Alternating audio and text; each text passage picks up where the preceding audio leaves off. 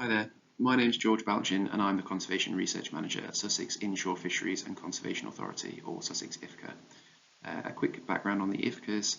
There are 10 IFCAs in England and we are responsible for fisheries management out to 6 nautical miles. In Sussex, the district runs from approximately Chichester Harbour over to Dungeness. And so my job as the Conservation Research Manager is to lead a small team of researchers and we collate, analyse and review data and evidence which is used both in the development and the review of bylaws, and we are also responsible for the monitoring of those bylaws. I'm talking to you today because we're just at the start of the review of the Shellfish Permit Bylaw. As it sounds, that looks after the shell fisheries in Sussex, things like edible crab, lobster, cuttlefish and whelk. We're right at the start of that process, and so we're just looking at the evidence that we have available to us. And of course, one of the things that's really valuable is the information that we have from catch returns, which have been submitted since 2017. And so the first thing that I'd really like to do is just say a huge thanks to all of those shellfishers, all of those potters that have been submitting catch returns since 2017. And I hope that this video and the report that we've put together will really demonstrate the value of that data and show you how it allows us to track the fishery, and then also, of course, think about how we might be able to improve the performance of the fishery. That said, I really hope the information is not just useful to us, I hope it's also useful to fishers, to those people that have been submitting the data, that might be able to have some kind of, give you information on your business practices, for example. And so yeah, we are quite keen to try and involve potters in Sussex in the review process as best we can to understand your views. But first we sort of wanted to offer something that hopefully is useful to you. And so we've made this video, and like I say, we've also made up a partner report which provides a little bit more detail. Hopefully those two things will be arriving in your inbox at the same time. In this video, I'm going to cover the district-wide trends that we can see from the catch return data, and then I will pass over to two of my colleagues, Sol and Dan, who will take you through the IC-specific trends for our district. So we have 4 IC subsquares within our district, and we'll cover the trends for those subsquares individually. The only thing that I would ask is that I'd imagine that there'll be certain IC squares which are more relevant to you, and that you'll want to skip through to those relevant parts of the video, which is of course absolutely fine. I would only ask that you also look at or watch the last slide. That's where I'll be detailing how we are trying to involve fishers in this process, and how you can have your voice heard. And so I really hope that that's something that you will want to do, and something that you'll see value in doing. Moving on to the data, this slide and the next slide will focus on district-wide trends, with this first slide focusing on effort. We've measured effort as the number of pots fished in thousands, so you could think of this as kind of equivalent to, but not the same as, pot days. Looking at the two graphs that we have graph A on the left-hand side, which is covering the long-term trends, so the year-on-year trends from 2015 through to 2024, with 2024 being the most recent year for which we have complete data. And then we have graph B on the right hand side, which is covering the changes from month to month. So this is telling us something about the seasonality of the fishery. Most of the plots that you see today will look like graph A, but I thought it would be useful to include some impression of how the fishery changes within the year for effort and for LPUE, which will be on the next slide. So looking at graph A, we can see that effort in the whelk and crab and lobster fishery has declined. It's declined to a lesser extent in the whelk fishery, and the trend in the whelk fishery is more variable, with some increases in some years, but an overall downward trend. Whereas the trend in the crab and lobster fishery is consistently declining. This is obviously cause for concern, and will be one of the purposes of the review will be to hopefully improve the performance of the fishery, and perhaps such that it can sustainably support more effort. Looking at the cuttlefish trend, it's looking pretty stable, at least from 2017, with actually a slight increase in effort since 2021. So that's good to see, but I would say mostly this looks like a stable fishery, at least since 2017, like I say. Looking at graph B, So we can see that whelk and cuttlefish are both highly seasonal fisheries. So you have, for whelk, you have much higher effort in those colder months, particularly January through to sort of April, than you do in the warmer months in summer and sort of through into autumn. Again, it's a similar story for the cuttlefish fishery, if anything, probably more seasonal. So the cuttlefish fishery is pretty active April, May and June, but then it's kind of tails off very quickly and is essentially non-existent in the colder months of the year. And the crab and lobster fishery is again fairly seasonal, but not as much as the other two that we've just covered.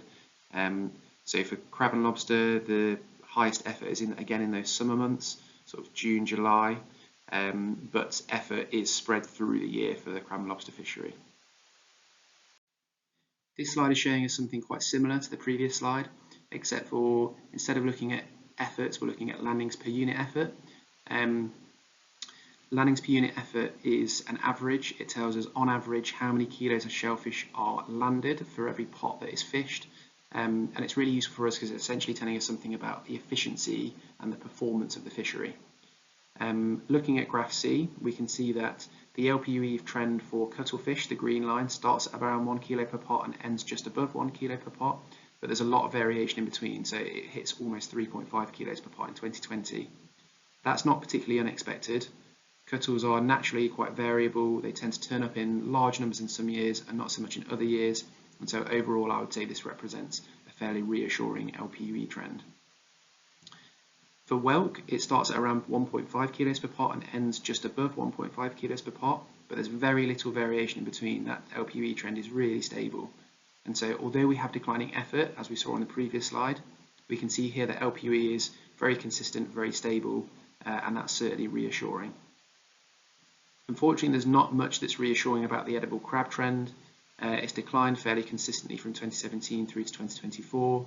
It's also important to say that this is just the tail end of what we know is a longer term and historical decline in the edible crab fishery. That in combination with declining effort really is cause for concern for us here at Sussex IFCA, and of course also shellfish potters, and we will be looking to use the review process to think about how we can improve the performance of that fishery. It is a more positive story for lobster. So the LPUE trend there has declined from 2017 through to 2021, then it consistently increased from 2021 through to 2024, and actually it was 0.1 kilos in 2017, and it was about 0.1 kilos in 2024. So we've ended up with the efficiency of the fishery has recovered. However, I wouldn't say that this represents a recovery of the fishery. I would say that this highly likely is explained by the declining effort. You can imagine if you have fewer pots fishing the same stock, you like to get a slightly better landing, slightly better catch per pot. That said, it does seem when we talk to lobster fishers, they've had a few more better days just recently than they have in the years previous. And so, like I say, although I think that this increase is most likely explained by a decrease in effort, there is perhaps reason to be very cautiously optimistic that there are at least some positive signs for the lobster fishery in Sussex. Moving on to graph D, for the most part we can see that the LPUE trends kind of track the effort trend. So essentially that's telling us that fishers know when the fishing is best and that's where they focus their effort, so no surprises there. That's true for cuttlefish, so with the highest LPUE months being April, May, June. We can see that for whelk with the highest LPUE months being the colder months, and also for lobster where the highest LPUE months are the summer months. Crab kind of bucks the trend here a little bit, so we can see that the highest LPUE months are October, November and December. I think that that's most likely explained by the fact that there is low effort in those months. However, we do also know that edible crab is on the move through the year, so that might affect the LPUE. They're moving in and out of the district, so it could be that it plays into the variation in their LPUE through the year. But to be honest, we don't know for sure. I do feel that most likely explanation is low effort, but it's interesting that LPUE is higher in those colder months. The other thing that's interesting here is the spike in LPUE for cuttlefish in September, but we know that that's explained by low effort. So unfortunately, there's not an untapped opportunity there. It's just that there is very low effort in September, and that inflates the LPUE. I'm now going to hand over to Dan and Sol, who will take you through the IC Square specific trends, and then I will pop back in at the end to talk about how we hope to involve you in the Shellfish Permit Bylaw review process. Thank you. Hi everyone, my name is Dan Caparis. I'm a Conservation and Research Officer with Sussex IFCA, and today I'll be discussing trends in total landings, shown here on the left-hand graphs, and landings per unit effort, LPUE, shown here on the right-hand graphs for whelk, cuttlefish, edible crab, and lobster in 30E9 West and 30E9 East. Let's first begin with whelk in 30E9 West, where total landings increased in 2024 to just over 100 tons, but in general have declined in the subsquare from around 350 tons first recorded in 2017. On the other hand, LPUE has increased since 2017, notably from around 1.2 kilograms of whelk per pot in 2023 to just over 2 kilograms of whelk per pot in 2024. This shows us that the efficiency of whelk fishing in 30E9 West has generally increased since 2017. Now moving on to cuttlefish in 30E9 West, where both total landings and LPUE for cuttlefish have fluctuated since 2017. Both peaked in 2020 and have declined in recent years, but remain above 2017 and 2018 levels. In general, both total landings and LPUE have shown small increases since 2017. However, once again, the data is showing a highly variable cuttlefish fishery in 30E9 West. Cuttle trapping is a relatively small fishery here, only making up around 2% of the total cuttlefish caught in the entire district. And finally, the trends that we are seeing here with landings and LPUE peaking in 2020 are consistent with the rest of the district. Both total landings and LPUE of edible crab in 30E9 West have had strong declines since 2017. There are many potential reasons, and while we don't know the exact reason or reasons for these declines, a few possible causes could include climate change, pollution, and/or overfishing. Crab is an important fishery for 30E9 West, with this area accounting for over 50% of all crab caught in the entire Sussex IFCA district. So it is concerning that crab stocks are showing steady declines in both landings and LPUE in 30E9 West. While total landings of lobster in 30E9 West have increased between 2023 and 2024, in general landings have sharply declined since 2017. However, this is likely to be related to a decline in fishing effort. LPUE, on the other hand, has recovered from lows in 2020 and 2021, and this is certainly a trend that we're hoping will continue in the future. 30E9 West has the highest level of lobster catch in the entire district, making up at least 50% of the total catch each year. Now moving on to subsquare 30E9 East, where total landings of whelk increased in 2024, but have generally declined since 2017. Reduced effort in the subsquare is likely a factor at play here. Whelk landings per unit effort shows us that the efficiency of whelk fishing has increased in 30E9 East, which is consistent with the rest of the district. Whelk catch here is about a quarter of the total for the entire Sussex IFCA district, but varies year by year. Generally speaking, both total landings and LPUE of cuttlefish in 30E9 East showed high variability across the period of monitoring, but specifically since 2017, total landings have decreased, while LPUE has generally increased. Cuttle fishing here is a relatively small fishery compared to other parts of the district. Despite increasing in 2024, crab total landings in 30E9 East have decreased since 2017. LPUE has also decreased since 2017 from around 0.3 kilograms of crab per pot to under 0.2 kilograms of crab per pot. Overall, crab stocks are declining across the district.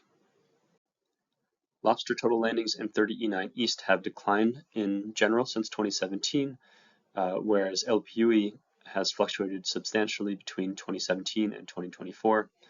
With a large peak in 2020 followed by a steep decline before gradually increasing again between 2021 and 2024.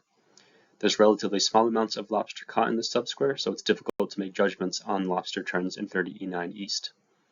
I'll now hand things over to Sol, who's going to guide you through trends in the rest of the district. Hi everyone, my name's Sol Lucas and I work for the Conservation and Research team at Sussex IFCA. I'm going to be going through the catch from 30F0 West and 30F0 East, starting with whelk in 30F0 West.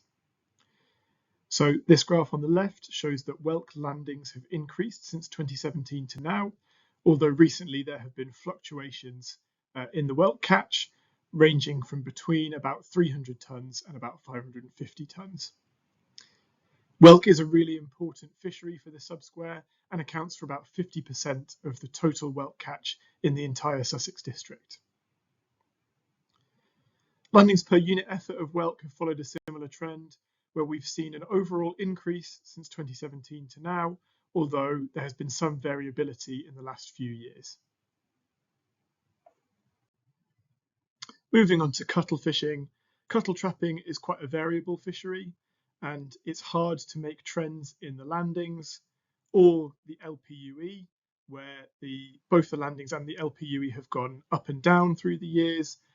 It is clear that there has been a peak in 2020 and that 2020 was a good year for both the landings and the LPUE for cuttlefish, although it's hard to make a trend based on the data that we're seeing. Similar to other parts of the district, we can see that unfortunately crab stocks are in decline. So we can see that since 2019, crab landings have declined. And interestingly, from about 2017 to 2019, around 50% of crab catch in the district was caught in this subsquare. And then in 2023, that was only 10% of the district catch was caught in this subsquare. We have seen a small increase in the total landings of crab in this subsquare, as well as an increase in the LPUE, which corresponds to an increase in efficiency of crab fishing in this part of the district, and that's a trend that we hope to see continue. Similar to crab, unfortunately, lobsters have also decreased overall in this part of the district, showing a steady decline from 2017 down to 2021, and then a small increase to 2024 levels. Landings per unit effort here has been quite variable, showing a sharp increase followed by a decrease until 2021, and then recently an uptick in the lobster landings per unit effort, showing that the efficiency of this fishery has increased, although as the landings are lower than they used to be, it's difficult to know what is happening overall with the lobster stocks. Now moving on to 30 F0 West, starting with whelk catch. So whelk catch here has seen a decline since 2017, and also a decline in the landings per unit effort since 2017, although this has been quite variable. Whelk catch here accounts for less than 10% of the whelk catch throughout Sussex. Cuttlefish are clearly important for this part of the district, and we can see an increase in the total landings of cuttlefish here from 2017 to 2024, from under the 10-tonne mark to over the 50-tonne mark. Cuttlefish fishing here accounts for about 40% of the cuttle fishing throughout the district. And we can see that the landings per unit effort, similar to other areas in the district, has been highly variable. So the levels now are relatively similar to the levels seen in 2017, although there was a peak in the landings per unit effort in 2020. So cuttle fishing was its most efficient in 2020, although we're seeing increased landings now. Total landings for crabs in this part of the district have actually increased from 2017 levels to now, including an increase from 2021 levels to 2024.